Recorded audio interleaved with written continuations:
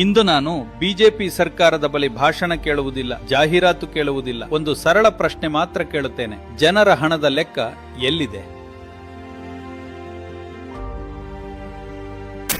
ನಮಸ್ಕಾರ, ನಾನು ನಿಮ್ಮ BR ನಾಯ್ಡು. ಭಾರತಮಾಲಾ ಯೋಜನೆ ಹೆಸರು ನೀವು ಕೇಳಿರಬಹುದು. ಜನರನ್ನು ದೇಶದ ಹೆಸರಿನಲ್ಲಿ ಭಾವನಾತ್ಮಕವಾಗಿ ವಂಚಿಸುವ ಬಿಜೆಪಿಯ ಅಸಂಖ್ಯಾತ ಯೋಜನೆಗಳಲ್ಲಿ ಇದೂ ಒಂದು. ರಸ್ತೆಗಳ ಕ್ರಾಂತಿಯಂತೆ, ವೇಗದ ಭಾರತ ಅಂತೆ, ಅಭಿವೃದ್ಧಿಯ ಹೊಸ ಯುಗ ಅಂತೆ. ಆದರೆ 34,800 ಕಿಲೋಮೀಟರ್ ಗುರಿಯಲ್ಲಿ ಕಳೆದ ಸೆಪ್ಟೆಂಬರ್ ರವರೆಗೆ ನಿರ್ಮಾಣವಾದದ್ದು 21,248 ಕಿಲೋಮೀಟರ್ ಮಾತ್ರ ಎಂದು ಸರ್ಕಾರದ ಅಧಿಕೃತ ಅಂಕಿಅಂಶವೇ ಹೇಳಿದೆ. ಈಗ ದೇಶದ ಜನರು ಕೇಳುವ ಪ್ರಶ್ನೆ ಅಂದ್ರೆ, ಉಳಿದ ರಸ್ತೆ ಎಲ್ಲಿ ಹೋಯಿತು?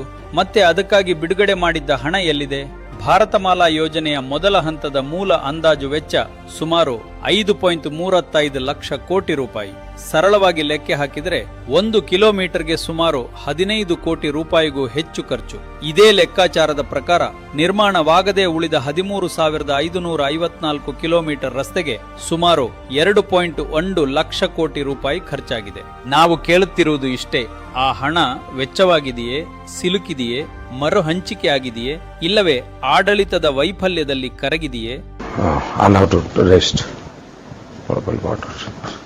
ಇಷ್ಟೇ ಅಲ್ಲ, ಉದ್ಯೋಗದ ವಿಷಯದಲ್ಲೂ ಸಹ ಬಿಜೆಪಿ ಯುವ ಜನರಿಗೆ ನಿರಂತರವಾಗಿ ಮೋಸ ಮಾಡುತ್ತಿದೆ.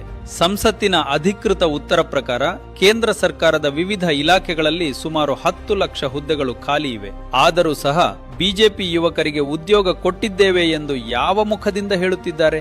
ಸರ್ಕಾರಿ ಕಚೇರಿಗಳಲ್ಲಿಯೇ ನೇಮಕಾತಿ ಮಾಡದವರು ದೇಶದ ಭವಿಷ್ಯದ ಬಗ್ಗೆ ಪಾಠ ಹೇಳುತ್ತಿರುವುದು ಹಾಸ್ಯಾಸ್ಪದವಲ್ಲವೇ? ಇನ್ನೊಂದು ದೊಡ್ಡ ಪ್ರಶ್ನೆ ಡಿಜಿಟಲ್ ಇಂಡಿಯಾ ಎಂಬ ವಂಚನೆಯದ್ದು. PMKVY ಯೋಜನೆಯಲ್ಲಿ 94.53% ಫಲಾನುಭವಿಗಳ ದಾಖಲೆಗಳಲ್ಲಿ ಬ್ಯಾಂಕ್ ಖಾತೆ ವಿವರಗಳು ತಪ್ಪು, ಅಪೂರ್ಣ ಅಥವಾ ಅಮಾನ್ಯ ಎಂದು CAG ವರದಿ ಹೇಳಿದೆ. ದಿನವೂ ಡಿಜಿಟಲ್ ಆಡಳಿತ, ಪಾರದರ್ಶಕತೆ, ಸುಧಾರಣೆ ಎಂದು ಬೊಗಳೆ ಬಿಡುವ ಬಿಜೆಪಿ ಸರ್ಕಾರದ ನಿಜವಾದ ಮುಖ ಪ್ರತಿದಿನವೂ ಬಯಲಾಗುತ್ತಿದೆ. ಬಿಜೆಪಿಯವರೇ, ದೇಶಕ್ಕೆ ಹೊಸ ಸ್ಲೋಗನ್ ಬೇಡ, ಭಾರತಮಾಲಾ ಬಗ್ಗೆ ಲೆಕ್ಕ ಕೊಡಿ, ಡಿಜಿಟಲ್ ಇಂಡಿಯಾ ಅಕ್ರಮದ ಬಗ್ಗೆ ಮಾತನಾಡಿ, ನಿರುದ್ಯೋಗದ ವೈಫಲ್ಯವನ್ನು ಒಪ್ಪಿಕೊಳ್ಳಿ. ಸ್ನೇಹಿತರೆ, ಬಿಜೆಪಿಯ ಭಾರೀ ಅಕ್ರಮಗಳ ಬಗ್ಗೆ ನಿಮಗೂ ಅಸಮಾಧಾನ ಇದೆಯಲ್ಲ?